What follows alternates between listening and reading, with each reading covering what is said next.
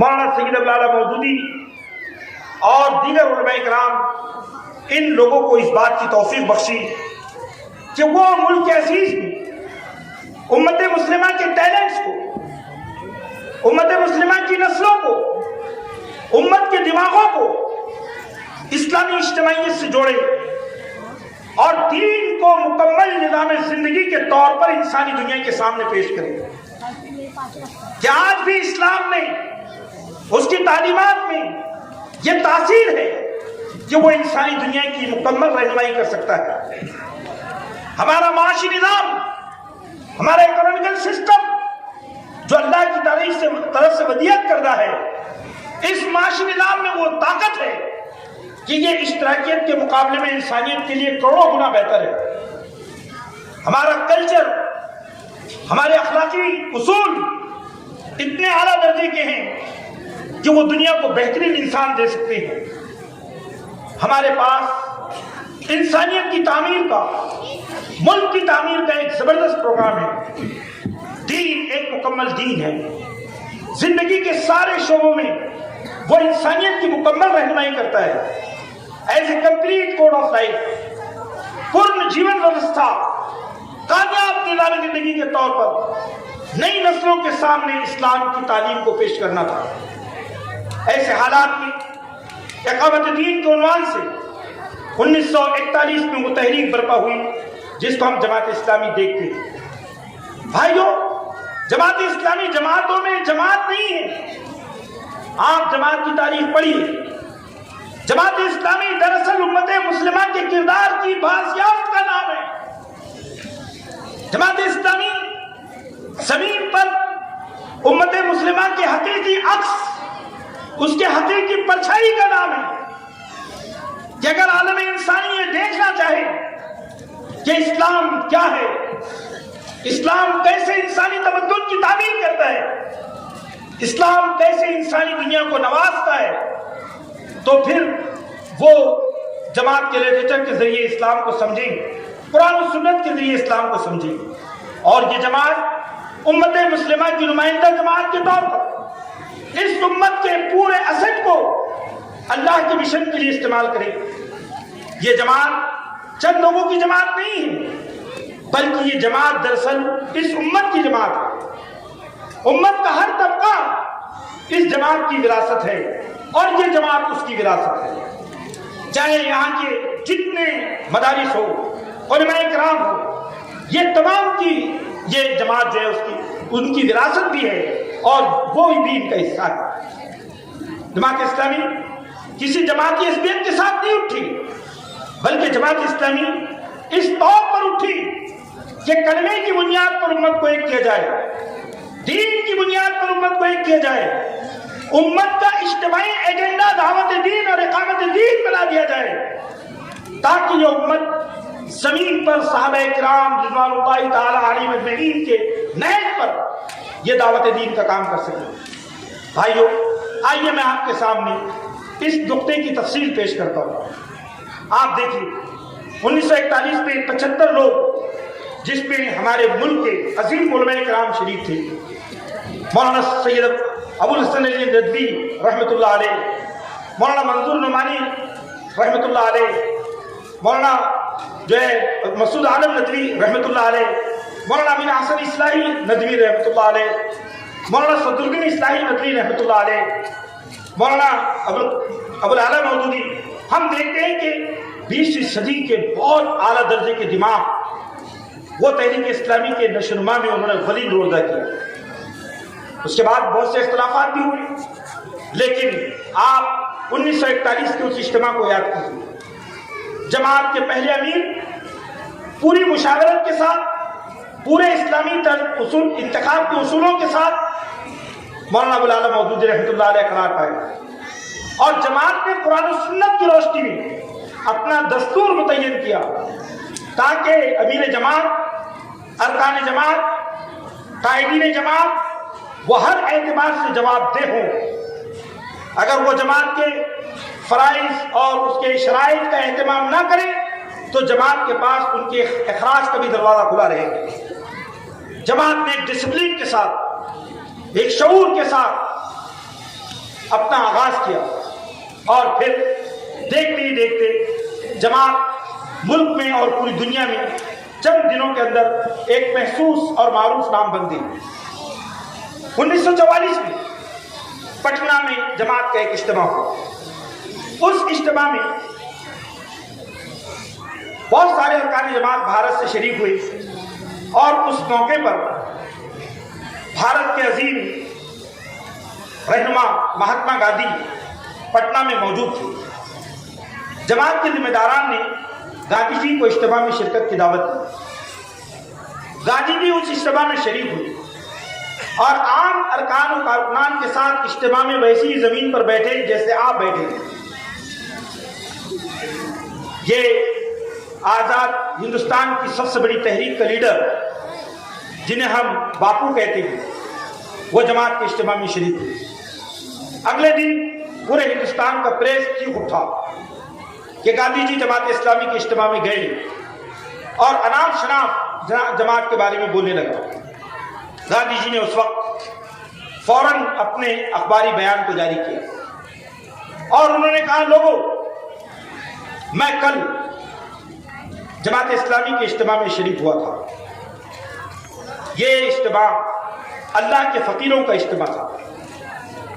اس اجتماع میں میں نے لوگوں کو پایا کہ وہ اپنی ذاتی اخلاص کے لیے جمع نہیں ہوئے، بلکہ وہ اس لیے جمع ہوئے ہیں تاکہ اللہ کے بندوں کو اللہ سے جوڑے۔ ان کے پاس محبت ہے، امن ہے، شانتی ہے، وہ انسانی دنیا کو بہترین تعلیم دینے والے لوگ ہیں۔ لوگوں، آج میں اس اجتماع میں شریک ہوا اور یہ میرے لیے باعث ندامت نہیں، باعث فخر ہے، اور اگر آئندہ جماعت مجھے کسی اجتماع میں دعوت دیتی ہے تو میں گھٹنوں کے بل ڈل کر جماعت کی اجتماع میں شرکت کروں گا۔ آپ سوچیے کہ جماعت کی دعوت نے اس وقت کے ہندوستان کو کتنا متاثر کیا۔ 1948 میں جماعت اسلامی کی تشکیل جدید ہوئی۔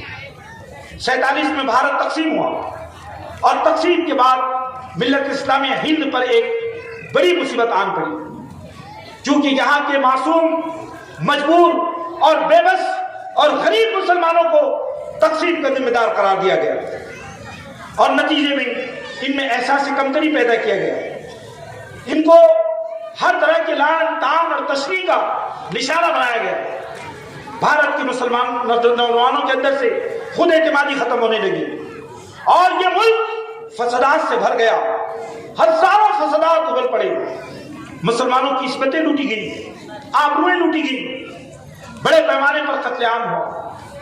1948 میں جماعت کے بچے کچے ارکان وہ الہ آباد میں جمع ہوئے اور الہ آباد میں جب یہ ارکان جمع ہوئے جن کی تعداد 300 ساڑھے 300 بمشکل تھی اور ان میں سے 51 نمائندگان میں منتخب ہوئے، اس اجتماع میں جماعت نے یہ غور و فکر کیا کہ اب تو امیر جماعت اسلامی بھی نہیں ہے، قیم جماعت بھی نہیں ہے، جماعت کی پوری قیادت پڑوسی ملک میں جا چکی ہے، اب یہاں نہ جماعت کے وسائل ہیں، بس چند ارکان ہیں، اب کیا کیا جائے؟ ایسے حالات میں اس وقت موجود ارکان نے الگ الگ مشورے دیے۔ کسی نے کہا کہ ہر رکن جماعت کو آزادانہ کام کرنے کی اجازت دی جائے، وہ اپنے طور پہ کام کرے، وہ کسی کے سامنے جواب دینا ہو۔ کسی نے کہا کہ مقامی جماعتیں بنا دی جائیں، حلقہ وار جماعتیں بنا دی جائیں، کوئی نیشنل لیول کا، قومی سطح کا کوئی نظم نہ ہو، کوئی ملکی سطح کا انتظام نہ ہو، کوئی بڑی تحریک اور اجتماعیت نہ ہو، ہر آدمی اپنی استطاعت بھر کام کرے۔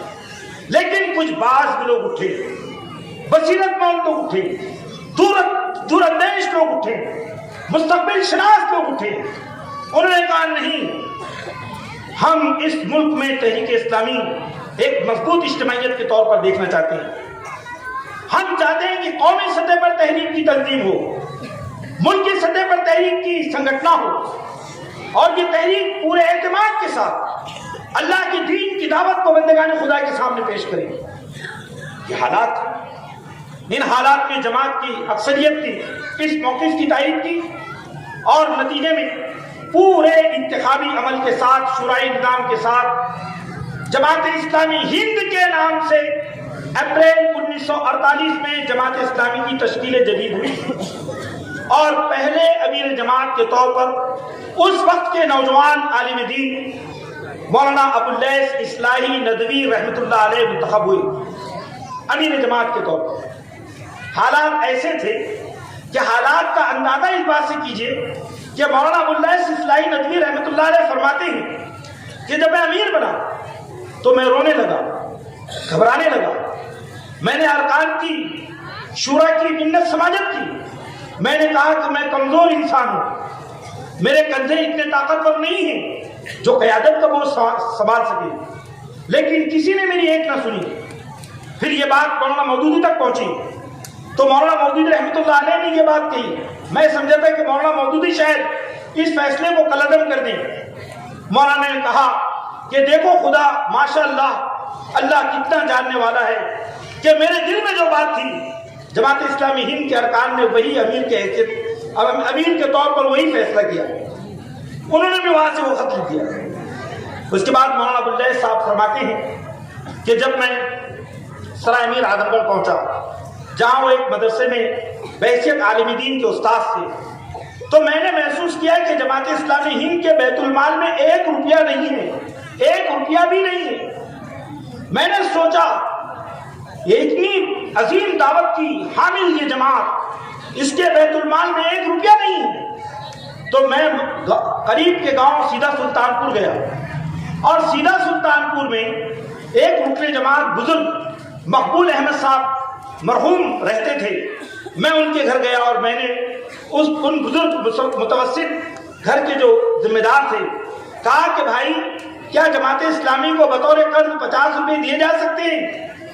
انہوں نے ایک جنبش کے بغیر گھر میں گئے اور جتنا پیسہ 50 روپے جو کچھ تھا وہ پورا لا کر مجھے دے دیا، اور وہ 50 روپے جماعت اسلامی کے بیت المال میں قرض حسن کے طور پر پہلے داخل ہوئے۔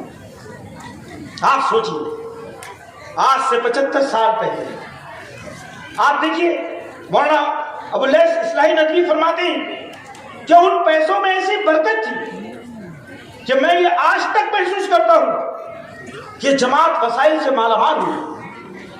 اللہ تعالیٰ نے اس جماعت کو بے شمار وسائل عطا فرمائے، لیکن وہ پہلا رکن جماعت کہ جس نے اس زمانے میں تنگ دستی کے وقت وہ رقم جماعت کے حوالے تھی۔ اس وقت جماعت اسلامی کے سامنے کئی مسائل تھے۔ جماعت نے اس وقت کیا فیصلے کیے جو فیصلے پورے جماعت کے مستقبل پر اثر انداز ہونے والے تھے؟ مولانا ابوالعلا مودودی رحمۃ اللہ علیہ نے خطبہ مدراس میں آئندہ ہندوستان میں جماعت کی پالیسی کو ڈیفائن کیا تھا۔ خطبہ مدراس کو آپ جانتے ہیں، پڑھتے ہیں۔ مولانا ابوالعلا مودودی علیہ الرحمہ نے بھارت میں رہنے والے مسلمانوں کو یہ بات کہی تھی کہ انگریز کے جو یہاں ہندو فرقہ پرست قومیں ہیں ان کی دشمنی کی 2 ٹانگیں ہیں، ایک انگریز اور دوسرے مسلمان۔ ایک ٹانگ ان کی ٹوٹ گئی لیکن ایک ٹانگ بھارت میں مسلمانوں کی شکل میں ان کے سامنے۔ یہ قوم مسلمانوں کو اپنا دشمن سمجھتی ہے۔ میں جماعت کو اولین کام یہ دیتا ہوں کہ وہ آئندہ ہندوستان میں یہاں بسنے والے ہندوؤں کو اپنا حریف نہ سمجھیں، اپنا مخالف نہ سمجھیں، اپنا دشمن نہ سمجھیں، بلکہ انہیں اپنا بھائی سمجھیں۔ ان کے ساتھ دوستانہ روابط قائم کریں، ان کے دلوں میں جو غلط فہمیاں ہیں اس کا ازالہ کریں، سیاسی کشمکش سے باز آئیں اور یہاں کے اہل وطن سے خوشگوار تعلقات استوار کریں۔ مسلمانوں کے لیے ایک بڑا چیلنج ہے۔ دوسرا کام کیا تھا؟ دوسرا کام یہ تھا کہ اسلام کی دعوت، اسلام کا پیغام، قرآن و سنت کی تعلیمات کو بھارت کی مقامی زبانوں میں منتقل کیا جائے۔ قرآن مجید کے تراجم، اللہ کے رسول صلی اللہ علیہ وسلم کی سیرت کے تراجم، یہاں کی جتنی لوکل زبانیں ہیں، تمل، ملیالم، کنڑا، مراٹھی، گجراتی، آسامی، پنجابی، بھوجپوری، بنگالی، ہر زبان میں جماعت جو لٹریچر ہے اسلام کے تعلق سے اسے منتقل کیا جائے۔ نمبر 3 یہ کام تھا کہ مسلمانوں کے درمیان جو پڑھا لکھا طبقہ ہے، جو انٹلیکچوئلز ہیں، انہیں اسلام کے تئیں ان کے دماغوں کو تیار کیا جائے۔ کیونکہ مسلمانوں کا تعلیم یافتہ طبقہ یہ دراصل باطل نظریات کی بھیٹ چڑھ چکا تھا، تو جدید تعلیم یافتہ ذہن کو اس کو اسلام کی تعلیمات پر اس کے اعتماد کو بحال کیا جائے اور اس ملک کے اندر امت مسلمہ کو ایک دائی امت کی حیثیت سے کھڑا کیا جائے کہ یہ امت اس ملک کے اندر اپنے دعوتی مشن کو خدمت خلق کے ذریعے اور دیگر وسائل کے ذریعے مکمل کریں۔ بھائیوں، یہ جو کام ہے اس پہ جماعت اسلامی نے جن میدانوں میں خصوصی کام کیا ہے اس میں میں آپ کے سامنے 5 منٹ میں کچھ باتیں رکھنا چاہتا ہوں۔ نمبر 1 یہ کہ جماعت نے 1948 میں اپنی پالیسی میں جو چیزیں شامل کی وہ خدمت خلق کے فسادات میں جو ریلیف پہنچانا، زخمیوں کی امداد کرنا، چاہے وہ ہندو ہو یا مسلمان ہو، جو لوگ بھی متاثر ہیں ان کی بلا تفریق مذہب و ملت ان کی دادرسی اور ان کا ریلیف ورک۔ نمبر 2 یہاں پر ملت کے تمام طبقات کو جماعت کے پیغام سے روشناس کرانا، بطور خاص خواتین میں اپنے کاموں کو منظم کرنا، طلبہ میں، نوجوانوں میں کاموں کو منظم کرنا، اسی طرح امت مسلمہ میں تعلیم کو عام کرنا اور اسلامی نصاب تعلیم کی تشکیل، اسلامائز کرنا اسلام تعلیم کو، اس کے لیے جماعت نے شعبہ تعلیم قائم کیا، شعبہ خدمت خلق قائم کیا، اور تیسرے ملی امور میں دلچسپی لینا کہ امت مسلمہ کے اندر اتحاد کی سبیلیں تلاش کی جائے، مسلم پرسنلہ کا تحفظ کیا جائے، اس امت کے دین و ایمان کے تحفظ کے لیے امت کو متحد کیا جائے، اور اسی کے ساتھ ساتھ جماعت نے اس بات کی کوشش کی کہ امت مسلمہ کے ذہین طبقے کو جماعت سے جوڑا جائے۔ دیکھیے ایسے بہت سے پروگرام جو جماعت لے کر اٹھی۔ 1952 میں جماعت نے اپنی فکری قیادت کے لیے، علمی قیادت کے لیے، دینی قیادت کے لیے افراد سازی کا مرکز درسگاہ کے طور پر قائم کیا۔ رامپور میں اور لکھنؤ میں جماعت نے درسگاہ اسلامی کو قائم کیا، جس میں مولانا افضل حسین صاحب، صدر الدین اصلاحی، مولانا جلیل احسن ندوی، مولانا ابو اللیث ندوی رحمۃ اللہ علیہ جیسے اکابر نے تعلیم و تدریس کے فریضے انجام دیے۔ یہ درسگاہ جب قائم ہوئی، میں آپ کو یہ بتانا چاہتا ہوں، میری بہنیں یہاں موجود ہیں، کہ 1952 میں پٹنہ کے اجتماع میں جماعت نے درسگاہ اسلامی کے لیے خواتین سے انفاق مانگا، چندہ مانگا۔ میری بہنوں، آپ کا خون جگر بھی اس تحریک کی آبیاری میں شامل ہے۔ اس وقت اس اجتماع میں موجود خواتین نے 300 تولہ سونا جماعت اسلامی کے بیت المال میں 1 گھنٹے میں جمع کیا۔ 300 تولہ سونا، یہ 1952 کے اجتماع کی پوری روزگار موجود ہے۔ اس کے بعد میں ہم دیکھتے ہیں کہ جماعت کی اس درسگاہ سے اعلیٰ درجے کے لوگ پیدا ہوئے۔ پھر جماعت رفتہ رفتہ آگے بڑھی، اس کے اوپر پابندیاں لگائی گئی، اس کے عمرہ اور اس کے قائدین کو جیلوں میں ٹھوس دیا گیا، اس کے ارکان جیلوں میں رہے، یہاں تک کہ ایمرجنسی کا وہ زمانہ سامنے آیا کہ جماعت ہندوستان میں ایک محسوس طاقت میں تبدیل ہو گئی۔ جماعت کے کئی اخبارات مختلف زبانوں میں نکلنے لگی، اور جب ایمرجنسی میں پورے ارکان جماعت اسلامی جیل میں تھے اور ان کے ساتھ ساتھ RSS اور اس کی ذیلی تنظیمیں بھی جیل میں تھی، تو اس وقت RSS اور جماعت کو ایک ساتھ بیٹھنے کا موقع ملا۔ RSS کے لوگوں نے جماعت کی خدا ترسی دیکھی، ارکان جماعت کا تقویٰ دیکھا، ارکان جماعت کے اندر انسانیت دیکھی، ارکان جماعت کیسے دوسروں کو ترجیح دیتے ہیں وہ دیکھا، اور ان سے انہوں نے اسلام کو سمجھنے کی کوشش کی۔ تو RSS کے بڑے بڑے ذمہ داروں نے نکل کر یہ بات کہی کہ ہم ایمرجنسی میں جیلوں میں نہیں تھے بلکہ اسکولوں میں تھے، اور ان اسکولوں کے ٹیچر جماعت اسلامی کے لوگ تھے۔ آپ سوچئے اتنا بڑا اثر جیلوں میں جماعت نے قائم کیا۔ اس کے بعد میں جماعت نے، آپ دیکھیں کہ 1952 میں صرف جماعت میں 12 ارکان خواتین تھی اور 350 مرد ارکان تھے۔ لوگ ایسا سمجھتے تھے کہ حالات کے ٹھپے جماعت کو ختم کر دیں گے، لیکن جماعت کی قیادت بے سر و سامانی کے ساتھ آگے بڑھی۔ جماعت کے اولین قائدین نے اپنی نوکریاں چھوڑی، اپنے بزنس چھوڑے، اپنے کاروبار چھوڑے، اور بہت ہی مشکل حالات میں تنگ دستی کے ساتھ دہلی میں اپنے آپ کو جماعت کے لیے وقف کیا، بلکہ یہ بات آتی ہے کہ مولانا عبداللہ سطلائی ندوی کے پاس صرف ایک جوڑا تھا، اور کبھی وہ اپنا کرتا دھوتے تو صرف جو ہے شیروانی پہن کر رکھتے، کیونکہ اندر شرٹ نہیں ہوتا، اور اکثر یہ ہوتا کہ صبح کا ناشتہ صرف باسی روٹی کے ٹکڑے مرکز جماعت میں برسوں تک کھائے گئے، اس پر جماعت کی مرکزی قیادت نے اپنا وقت گزارا۔ جماعت کے لوگوں نے اپنے آپ کو پوری طرح جماعت کے اس مشن کے لیے وقف کر دیا۔ بھائیو، یہ قافلہ تحریک اس نے ملک میں کئی میدانوں میں کام انجام دیے۔ آپ دیکھیے، میں آپ کے سامنے چونکہ یہ بتا رہے ہیں کہ وقت ہو گیا ہے، لیکن آپ ان چیزوں کو سمجھیے کہ میں نے قرآن کی جو آیتیں آپ کے سامنے شروع میں پیش کی تھی، وہ آیتیں اللہ کا جو وعدہ ہے وہ کتنا سچا ہے کہ اللہ فرماتا ہے وَالَّذِينَ جَاهَدُوا فِينَا لَنَهْدِيَنَّهُمْ سُبُلَنَا، اور جو لوگ ہماری راہ میں جدوجہد کریں گے ہم ان کے لیے راستے کھول دیں گے۔ اور کہا کہ یا ایھا الذین آمنوا ان تنصروا اللہ ینصرکم ویثبت اقدامکم، کہ اے لوگوں جو ایمان لائے ہو، اگر تم اللہ کی نصرت کرو گے، مدد کرو گے، تو اللہ تمہاری مدد کرے گا اور تمہارے قدموں کو مضبوط جما دے گا۔ آج آپ دیکھیے کہ جماعت 2 منٹ اذان ہو جاتی ہے، اس کے بعد میں 3 منٹ میں آپ کو موجودہ وقت میں جماعت کہاں کھڑی ہے وہ بتانا چاہتا ہوں، اور یہ بات مکمل ہو جائے گی کیونکہ یہ تو بہت طویل موضوع ہے۔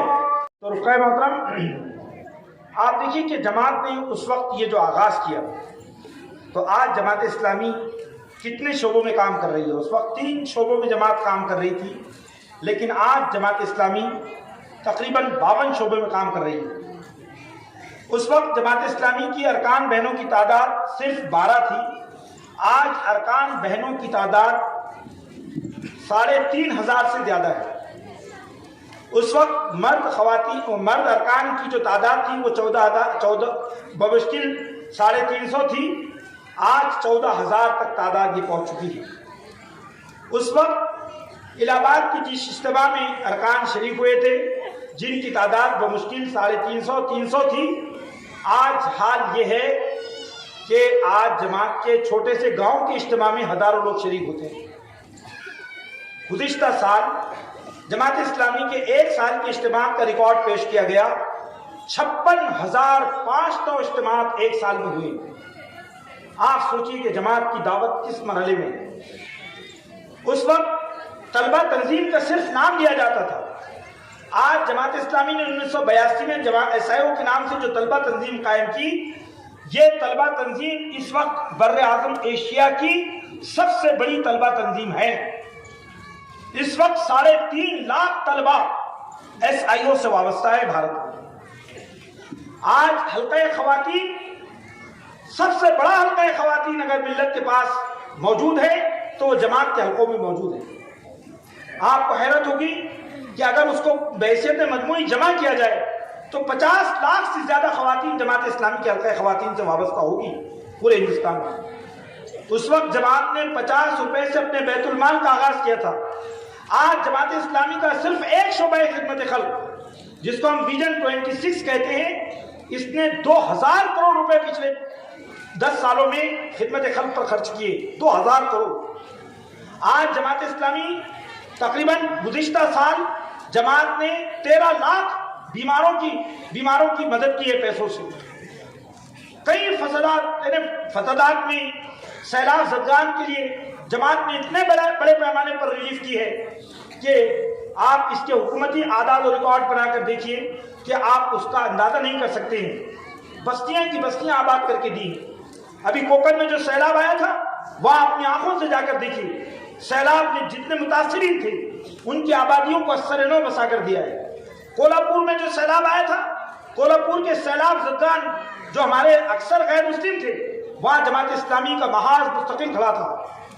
جب نیپال میں زلزلہ آیا تو نیپال میں جماعت اسلامی ہند کے افراد پوری طاقت کے ساتھ اپنا کام کر رہے تھے۔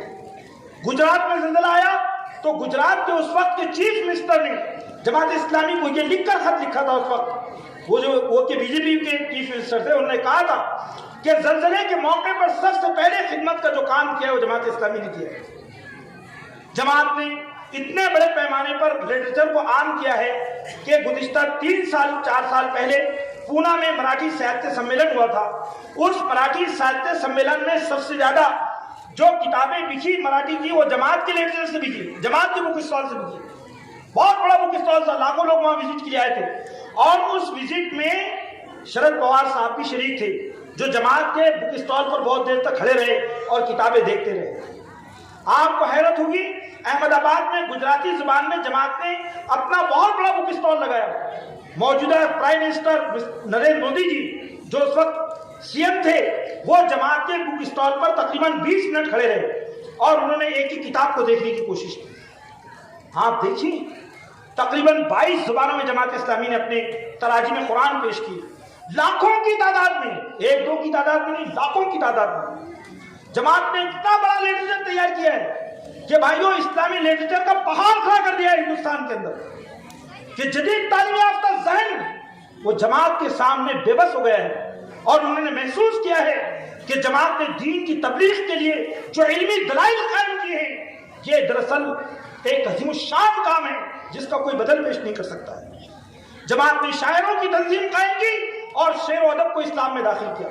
جماعت نے مصنفوں کی تنظیم قائم کی اور مصنفین کو اسلام میں داخل کیا. جماعت نے طالبات کی تنظیم قائم کی, گرلز اسلامک آرگنائزیشن, اور اس وقت پورے بھارت میں لاکھوں طالبات جی آئی او سے وابستہ ہے. جماعت اسلامی نے یوتھ ونگ قائم کیا اور دیکھیے کہ یوتھ ونگ کے بڑے بڑے پلیٹ فارم پورے ہندوستان کے اندر سرگرم عمل ہے. جماعت اسلامی نے movement for piece and justice, سماجی حقوق کی تنظیم قائم کی. جماعت نے وکلا اور لائرز کی APCR تنظیم قائم کی. جماعت اسلامی نے مسلم پرسنل بورڈ کی تشکیل میں غیر معمولی خدمات انجام دی. مسلم مجلس مشاورت کے لیے کام کیا. میں آپ کو سب سے اہم بات یہ بتانا چاہتا ہوں کہ بھارت کی زمین پر اتنا بڑا تنظیمی نیٹ ورک کسی کے پاس نہیں ہے جو جماعت کے پاس ہے. باشعور افراد کا ایک عظیم گروہ جماعت کے پاس ہے.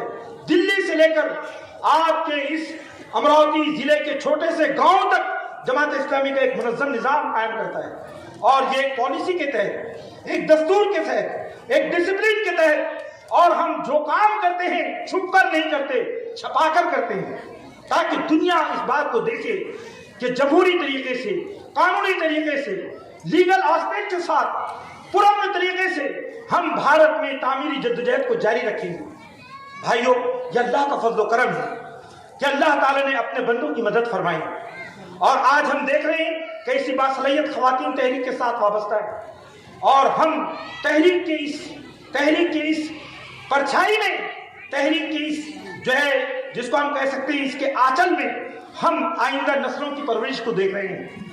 آپ دیکھیے چھوٹے چھوٹے بچوں کی رعایت کی گئی, چھوٹے بچوں کے لیے بھی تنظیمیں قائم کی گئی. تو میں آپ سے یہ بات عرض کر رہا ہوں کہ اب جماعت دراصل صرف جماعت اسلامی نہیں ہے, بلکہ یہ ایک عظیم اسلامی خاندان بن چکا ہے, جس میں علماء کی تحریکیں بھی ہیں, جس میں نوجوانوں کی تحریکیں بھی ہیں, جس میں طلباء و طالبات کی تحریکیں بھی ہیں, جس میں لاکھوں کی تعداد میں چھوٹے چھوٹے بچوں کی انجمنیں بھی ہیں, جس میں شعر و ادب کی مجلسیں بھی ہیں. اور یہ اقامت دین کا جو شجر طیب ہے, یہ اس ملک میں ایک سایہ دار درخت بن چکا ہے. ایسے حالات میں ہم آپ کو دعوت دینا چاہتے ہیں کہ اسلامی دعوت کا یہ کام انفرادی حیثیت میں انجام نہیں دیا جا سکتا.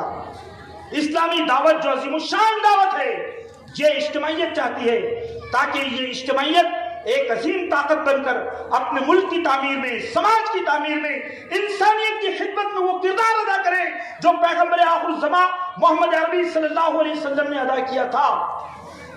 یہ ہے جماعت اسلامی کے جو ہے جدوجہد کے 75 سال, جس کی بہت ہی مختصر سی تاریخ میں نے آپ کے سامنے پیش کی. آئیے کہ ہم اللہ سے دعا کرتے ہیں کہ رب کریم ہمیں اس پاکیزہ جدوجہد کا حصہ بنا دیں, اخلاص کے ساتھ اس سے وابستگی عطا فرمائیں, اور زندگی کے آخری ساتھوں تک ایمان اور اسلام پر قائم رہنے کی توفیق عطا فرمائیں. آمین یا رب العالمین. وآخر دعوانا الحمدللہ رب العالمین.